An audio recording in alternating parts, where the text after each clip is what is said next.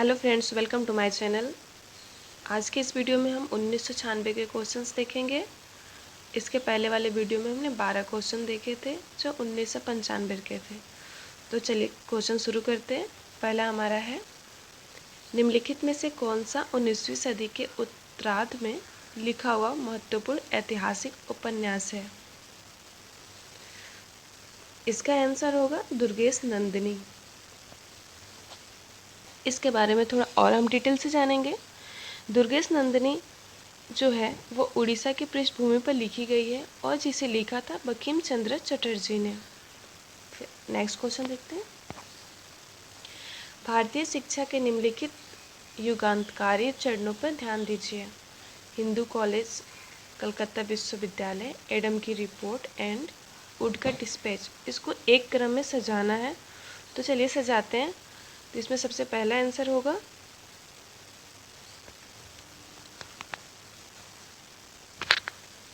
ए।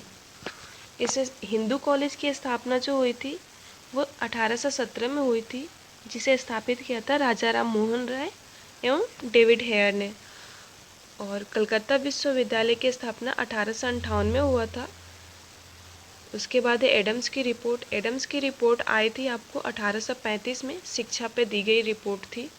Wood dispatch जो हुआ था वो 1854 में हुआ था, वो ये भारतीय शिक्षा प्रणाली पे था। और एक और बात, वुड डिस्पैच को भारतीय शिक्षा की मैग्ना कार्टा कहते हैं। ठीक है, तो चलिए नेक्स्ट चलते हैं। निम्नलिखित में से कौन सा प्रथम यूरोपीय व्यक्ति था जिसने भू क्षेत्र अर्जित करने के उद्देश्य से भारतीय राजाओं के झगड़ों में भाग लेने की नीति आरंभ की। इसका सही आंसर होगा, पहले हम आपको ऑप्शन बता दें, Clive, Dupleix, Albuquerque, Warren Hasting.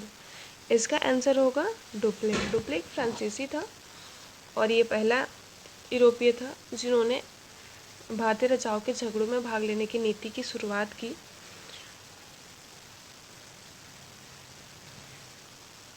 और यही नीति आगे चलकर अंग्रेजों की जीत का एक जरिया बना और उन्होंने भी यही नीति अपनाकर भारत को जीता। नेक्स्ट क्वेश्चन देखते हैं।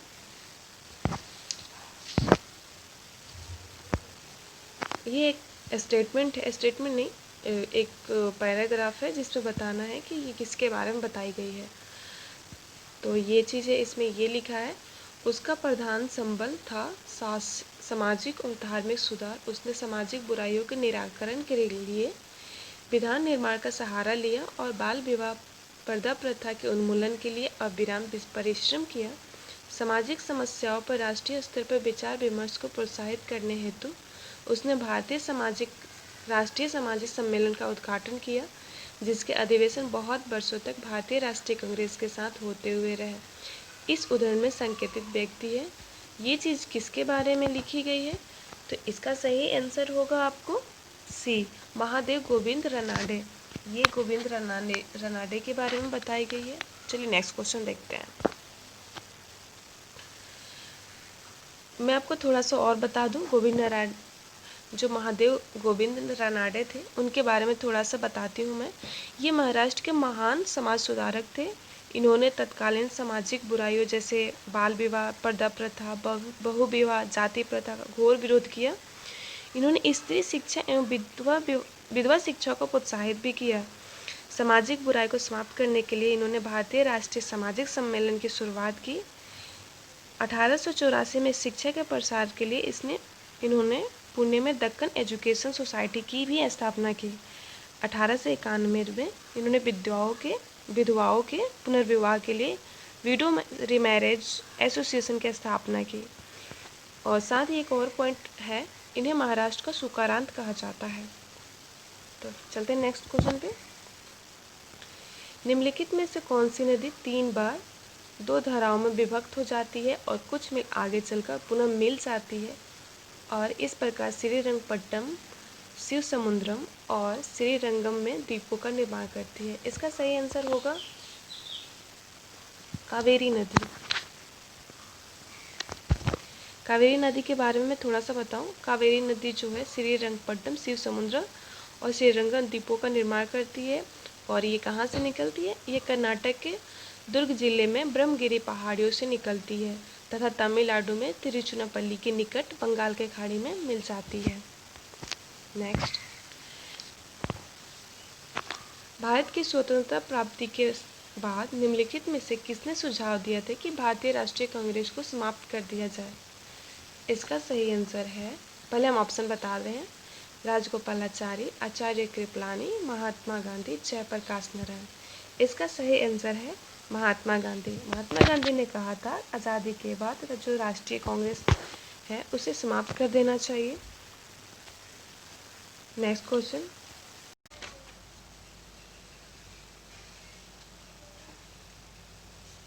हमारा नेक्स्ट क्वेश्चन है, देखते हैं।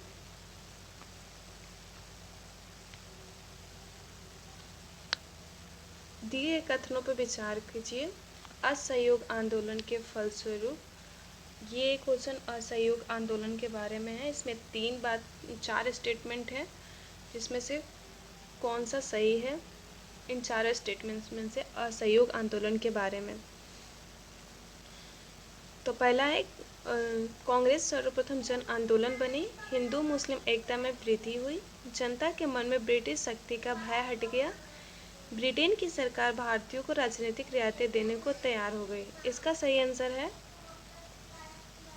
B number. इसमें 2 और 3 ये सही है, जिसमें है कि हिंदू मुस्लिम एकता में वृद्धि हुई, जनता के मन में ब्रिटिश शक्ति का भय हट गया।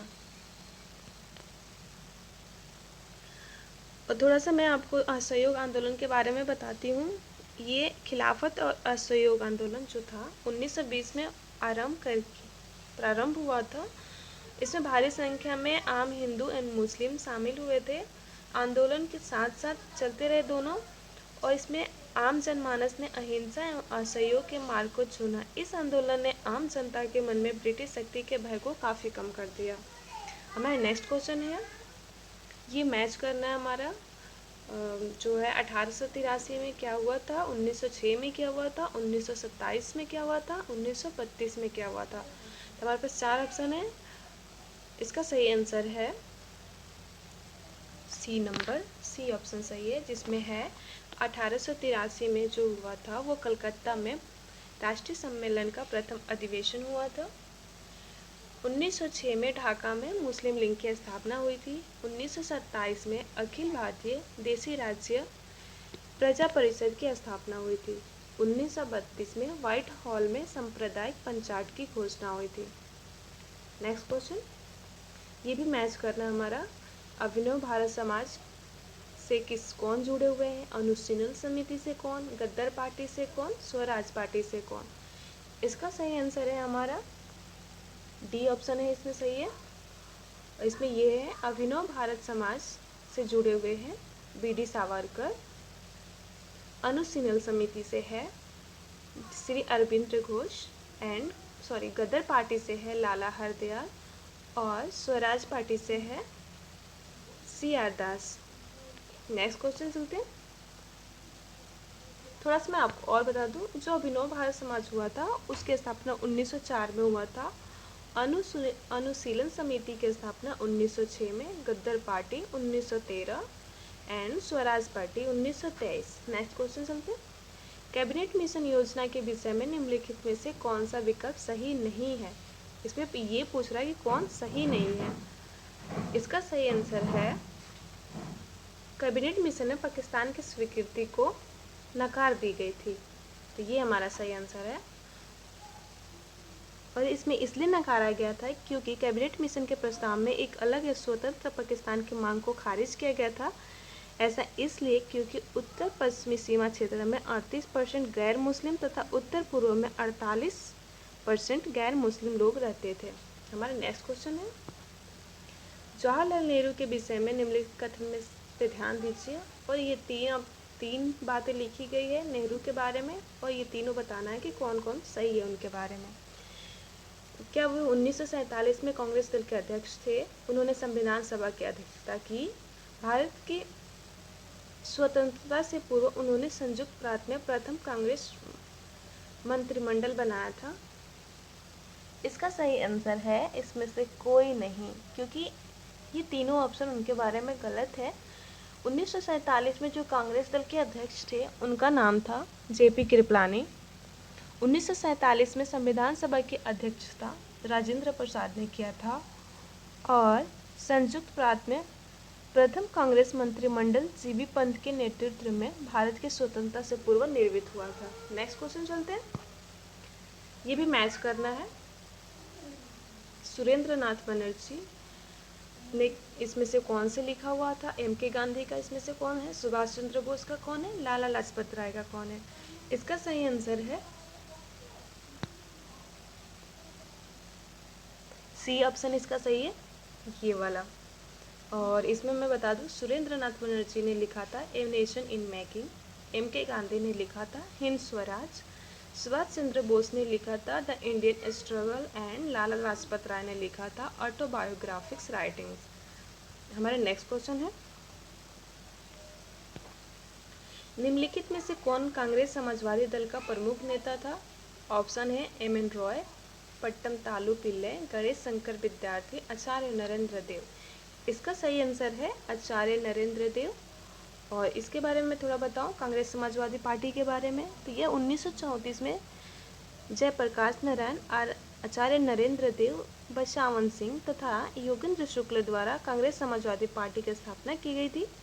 भारतीय समाजवादी नेता प्रथम विश्व युद्ध के बाद से ही समाजवाद का प्रचार कर रहे थे, परंतु सविनय अवज्ञा की असफलता एवं 1929 के आर्थिक संकट के बाद इन नेताओं ने कांग्रेस समाजवादी पार्टी की स्थापना की। Next question, the anarchical and revolutionary crime act 1919 को सामान्य बोलचाल में क्या कहा जाता है? Rowlatt act, Pitts India act, Indian arms act, Hilbert bill. इसका सही आंसर है रॉलेट एक्ट बोला जाता है। जो रॉलेट एक्ट था वो 1919 में हुआ था और पिट्स इंडिया एक्ट जो था वो 1784 में, इंडियन आर्म्स एक्ट 1878 में, हिल्बर्ट बिल जो हुआ था वो 1883-84 में। Next question, B.R. अम्बेडकर का संविधान सभा में निर्वाचन हुआ था, मतलब किस क्षेत्र से हुआ था उनका निर्वाचन? इसका सही आंसर है पश्चिमी बंगाल से हुआ था। Actually B.R. अम्बेडकर जो थे वो बम्बई प्रेसिडेंसी के प्रतिनिधि थे, परंतु ये पश्चिम बंगाल के संवैधानिक सभा में चुने गए थे।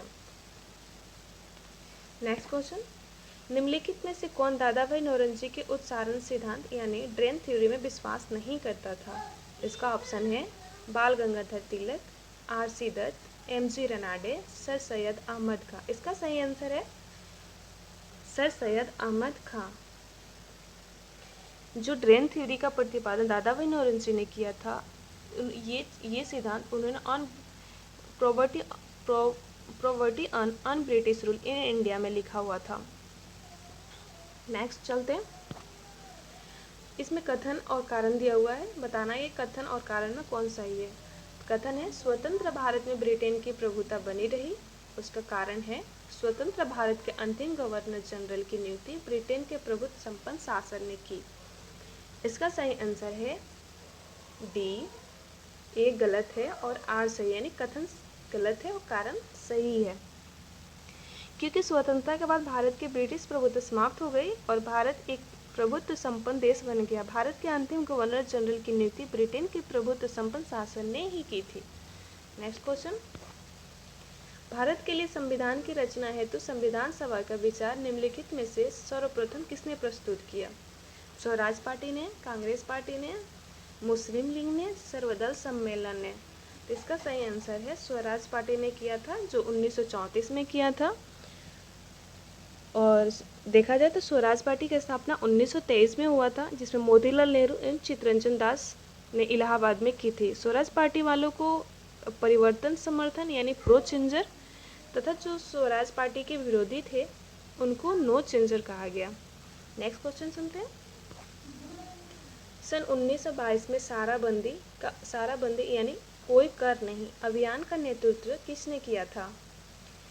इसका ऑप्शन है भगत सिंह, चित्तरंजन दास, राजगुरु, वल्लभ भाई पटेल। इसका सही आंसर है वल्लभ भाई पटेल, जिन्होंने 1922 में साराबंदी जिसमें कोई कर नहीं अभियान का नेतृत्व किया था और इसी आंदोलन के क्रम में उनको सरदार की भी उपाधि मिली थी। तो ये था हमारा आज का वीडियो। इस वीडियो में बस इतना ही। धन्यवाद।